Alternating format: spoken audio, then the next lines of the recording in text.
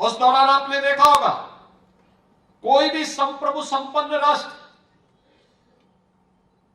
अपने समकक्ष का सम्मान सामान्य प्रोटोकॉल और एक अभिवादन से करता है, लेकिन पापुआ न्यू गिनी के प्रधानमंत्री ने प्रधानमंत्री मोदी जी का स्वागत प्रोटोकॉल तोड़ करके देर रात्रि में स्वागत के लिए स्वयं उपस्थित थे और प्रधानमंत्री से जब मुलाकात की तो पैर छू करके उनका अभिवादन करके उन्हें सम्मान देने का काम किया। भाइयों बहनों, पापुआ न्यू गिनी ने और फिजी ने अपना सर्वोच्च सम्मान प्रधानमंत्री मोदी जी को दिया और ऑस्ट्रेलिया के प्रधानमंत्री जी ने तो कहा कि मोदी इज द बॉस, यानी मोदी हम सब के नेता हैं। यह मान करके ऑस्ट्रेलिया के प्रधानमंत्री जी ने भारत के प्रधानमंत्री जी को सम्मान दिया और अमेरिका, जिसे हम दुनिया की सबसे बड़ी ताकत मानते हैं, अमेरिका के राष्ट्रपति कहते हैं कि मोदी जी हमारी इच्छा होती है आपका ऑटोग्राफ ले। भाइयों बहनों, ये नए भारत की नई तस्वीर है। इस नए भारत के अनुरूप हम सबको भी बनना पड़ेगा और देश की सबसे बड़ी आबादी के राज्य के नगरीय जीवन के भाग्य विधाता के रूप में जनता जनार्दन ने दायित्व आपको दिया है। एक बड़ा दायित्व है आपके ऊपर, बहुत कुछ आप कर सकते हैं और जितनी ताकत आपके पास है, महापौर के पास, चेयरमैन के पास, आपके बोर्ड के पास, मुझे लगता है इस ताकत का सही इस्तेमाल अगर आप करेंगे तो एक लंबे समय तक आपका कार्यकाल स्मरणीय होगा लोगों के लिए। और उस कार्यकाल को स्मरणीय बनाने के लिए ही आपको एक दिवसीय कार्यशाला के साथ जोड़ने का कार्य हुआ है। आपने पिछले 9 वर्ष के अंदर देश के अंदर बदलती हुई तस्वीर को देखा होगा। हर एक क्षेत्र में देश ने प्रगति की है। पहली बार आपने देखा होगा इन 9 वर्षों में स्मार्ट सिटी का भी एक नया विजन देश को मिला। अमृत योजना के अंतर्गत हर बड़े शहरों में सीवर लाइन बिछना है, हर घर नल की योजना लागू होनी है, स्ट्रीट लाइट एक जैसी कलर की एलईडी स्ट्रीट लाइट में बदलनी है, ये भी आपने देखा है।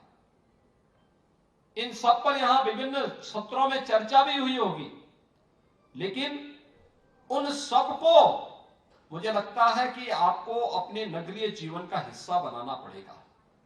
आपने देखा होगा कि अभी उत्तर प्रदेश को नगर विकास मंत्री जी जब यहां पर अपना उद्बोधन दे रहे थे, उन्होंने एक बात कही, पीएम स्वनिधि योजना, जिसमें स्ट्रीट वेंडर, पटरी व्यवसायी जिन्हें आप कहते हैं, ठेला, कोमचा, रेड़ी लगाने वाले, इन पटरी व्यवसायियों को ब्याज मुक्त ऋण उपलब्ध करवाने का जो कार्यक्रम है, कोरोना कालखंड में प्रधानमंत्री जी ने उनकी आत्मनिर्भरता के लिए इस कार्यक्रम को प्रारंभ किया और अब तक लगभग 12 लाख पटरी व्यवसायियों को अकेले उत्तर प्रदेश में ब्याज मुक्त ऋण मिला है और इसीलिए उत्तर प्रदेश देश के अंदर नंबर 1 पर है।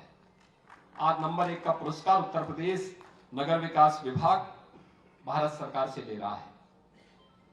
प्रधानमंत्री आवास योजना में 12 लाख से अधिक तो मकान बन चुके हैं, लेकिन हम लोगों ने अब तक जो मकान दिए हैं 17.5 लाख गरीबों को एक एक मकान दिया है नगरीय क्षेत्र में। और अगर ग्रामीण क्षेत्र भी इसमें जोड़ेंगे तो पिछले 6 वर्ष के अंदर उत्तर प्रदेश के अंदर 54 लाख गरीबों को एक एक आवास उपलब्ध हुआ है। 54 लाख गरीबों को। आप सोचिए 2017 के पहले उत्तर प्रदेश के अंदर नगरीय क्षेत्र में जो स्ट्रीट लाइट हुआ करती थी कैसे बेतरतीब होती थी। तो ठीक है, उसमें बहुत सारी जगह बिजली नहीं आती थी तो लाइट का कोई मतलब ही नहीं होता था। लेकिन जब 17 के बाद बिजली आने लग गई तो हम देखते थे कोई नीली है, कोई पीली है, कोई हरी है, कोई लाल है, कोई जलती थी, कोई नहीं जलती थी, कोई अचानक बिजली आई तो जैसे बिजली का एक झटका लगा उसी में जलती हुई अन्य लाइटों को भी बंद कर देती थी। आज ऐसा नहीं है। आज तो किसी भी नगर में आप जाएंगे, और अब तो नगर ही नहीं, अब तो गांव में भी आप जाएंगे, जो नए नगर पंचायतें बनी होंगी वो किसी बड़ी ग्राम पंचायत को बना करके ही हम लोगों ने नई नगर पंचायत बनी है। वहां भी आप जाके देखेंगे तो एलईडी स्ट्रीट लाइट आपको दिखाई देगी, एक जैसी कलर की दुधिया कलर से चमकती हुई लाइट उस पूरे नगर की शोभा को बढ़ाती है। वह शोभा केवल उस नगर की नहीं बढ़ती है, उस नगर के नागरिकों की भी बढ़ती है। और दूसरा, उसका लाभ क्या है? जब हम हेलोजन लगाते थे, बेतरतीब लाइट लगाते थे, वह लाइट बिजली ज्यादा खर्च करती थी, साथ साथ कार्बन उत्सर्जन भी करती थी, पॉल्यूशन होता था, एक वायु प्रदूषण। उस पॉल्यूशन, आप किसी हेलोजन वाले स्थान पर रात्रि भर जो जल रहा हो और उसके नीचे थोड़ा आप खड़े हो जाइए एक समय, जब वो 3-4 घंटे जले और उसके बाद उसके नीचे आएंगे तो बहुत वैसी स्मेल आती है। यानी आप कुछ देर आप वहां खड़े हो जाएंगे, ज्यादा देर खड़े हो जाएंगे, आपको लगेगा मुझे झटका आ जाएगा, यानी आपको चक्कर आने लग जाएंगे। यानी एक प्रकार का गैस उत्सर्जित होता है और वह प्रदूषण का कारण है। एलईडी स्ट्रीट लाइट कार्बन उत्सर्जन को न्यूनतम स्तर पर ले जाने का कार्य करता है, बिजली की बचत भी होती है। और ये जो एलईडी स्ट्रीट लाइट हम लोगों ने नगरीय क्षेत्र में लगाए, इन नगरीय क्षेत्रों में जितनी भी एलईडी स्ट्रीट लाइट लगाए, इसमें नगर विकास ने एक भी पैसा खर्च नहीं किया, बल्कि हेलोजन को उतार करके एलईडी स्ट्रीट लाइट लगाई। 5 साल का रख रखाव की जिम्मेदारी भी उन कार्यदायी संस्था को दिया और कहा कि आपको पैसा वही मिलेगा जो इसके कारण बिजली की बचत होगी, उसी से आप पैसा कमाएंगे, उसके अतिरिक्त कोई पैसा नगर विकास नहीं देगा। भाइयों बहनों, देखो आपने देखा होगा ना कि आम के आम और गुठली के भी दाम हो गए, पैसा भी नहीं लगा, नगर अच्छा भी हो गया, प्रदूषण से मुक्ति भी हो गई और साथ साथ फ्री में आपकी एलईडी स्ट्रीट लाइट पूरे नगरीय क्षेत्र में हर जगह जगमगाती हुई दिखाई दे रही है। यह कार्य नगर विकास ने प्रारंभ किया और आज नगरीय विकास और अच्छा दिखाई देता है। आपने देखा होगा, दूसरा, प्लास्टिक के खिलाफ अभियान। पहले होता क्या था, सुबह सफाई किया, थोड़ी हवा चली और पता लगा फिर कूड़े का ढेर कहीं दिखाई देने लगता, सड़क पे जगह जगह कूड़े का ढेर दिखाई देता था। नाली आप कितनी सफाई कर लो, फिर से प्लास्टिक उड़ के आता था और नाली को चौक कर लेता था। आज ऐसा नहीं है, आज तो इसमें परिवर्तन दिखाई दिया है।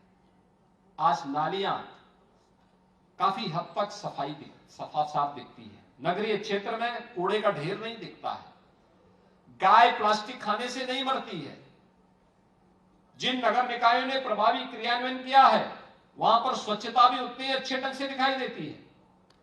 मुझे उत्तर प्रदेश के सभी नगर निकायों में जाने का अवसर प्राप्त हुआ और मैं कह सकता हूं 2017 की तुलना में स्वच्छता का कार्यक्रम बेहतरीन स्थिति में आगे बढ़ा है, लेकिन उससे भी आगे के कदम के लिए हमें तैयार होना होगा, उससे भी आगे के लिए। और इसमें छोटे से परिवर्तन से हम इस कार्यक्रम को आगे बढ़ा सकते हैं। खासतौर पर स्वच्छता मिशन के बारे में जो यहां पर बात हो रही थी, आपको याद होगा प्रधानमंत्री जी को स्वच्छता कितनी प्यारी है। उन्होंने 2 अक्टूबर 2014 को जिस अभियान की शुरुआत की थी, उसमें स्वच्छता अभियान की थी और उसमें स्वयं हाथ में झाड़ू लेकर के उन्होंने इस कार्यक्रम